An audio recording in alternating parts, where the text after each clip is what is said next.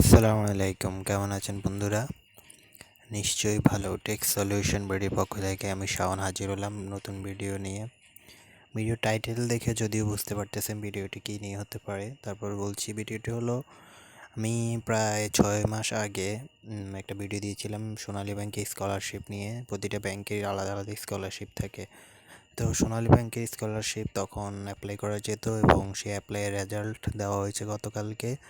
তো আপনি কীভাবে সেই রেজাল্টটা চেক করবেন এবং যারা অ্যাপ্লাই করেছেন তারা কীভাবে রেজাল্ট চেক করে জানবেন এবং পরবর্তী নির্দেশনা কী, সে বিষয়গুলো নিয়ে কথা বলবো। তো চলুন শুরু করি।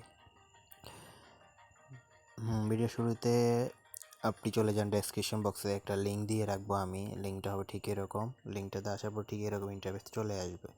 তো এখানে আসার পর যারা এসএসসিতে অ্যাপ্লাই করেছেন, এসএসসি 2019, তারা এসএসসি 2019, যারা এইচএসসি 2019 অ্যাপ্লাই করেছেন তারা এইচএসসি 2019, এই দুইটা অপশান পাবেন। তো এখান থেকে ডাউনলোড অপশন, যেটা আপনি ডাউনলোড অপশান থেকে ডাউনলোড করে নেবেন, তাহলে পিডিএফ ডাউনলোড হবে।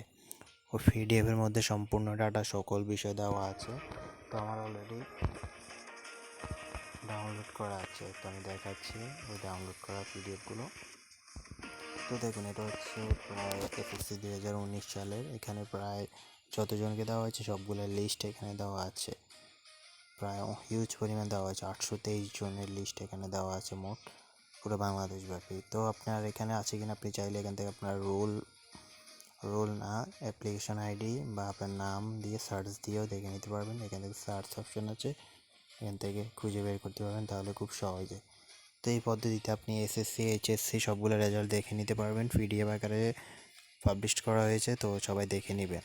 তো এখন আসি, দেখে রেজাল্টে যদি আপনার নাম আসে তাহলে আপনার পরবর্তী কাজ কী সেই বিষয়ে কথা বলি। তো এখানে আসার পর আপনি যেটা করবেন, আপনার যদি রেজাল্টের নাম চলে আসে তাহলে এখানে এই যে দেখুন নোটিশ, এই নোটিশ অপশনটাতে ক্লিক করে ডাউনলোড করবেন। নোটিশে বলা আছে যে আপনার ডকুমেন্টসগুলো কোথায় কোথায় জমা দিবেন, সম্পূর্ণ বিষয় ওই নোটিশে বলা আছে। তো আপনার আগে অবশ্যই কাজটা করতে হবে। আপনার নোটিশ ডাউনলোড দেখে নোটিশ অনুযায়ী আপনি ডকুমেন্টস আপনার সোনালী ব্যাংকের শাখায় জমা দিয়ে দিবেন, তাহলে আপনার কনফার্ম হয়ে যাবে আপনার বৃত্তিটি। এবং কী পরিমাণ টাকা সেগুলো নিয়ে আগেই বলা আছে, ওখান থেকে দেখে আসতে পারেন ভিডিওগুলো। তো এরপর পরবর্তীতে আর যদি কোনো ইনফরমেশন লাগে ভিডিও কমেন্ট সেকশনে জানাবেন। তো ভালো থাকুন সবাই, সুস্থ থাকুন। ভিডিওটি ভালো লাগলে অবশ্যই লাইক দিয়ে বন্ধুদের মাঝে শেয়ার করুন, আর অবশ্যই আমার চ্যানেলটি সাবস্ক্রাইব করে আমাকে উৎসাহিত করুন।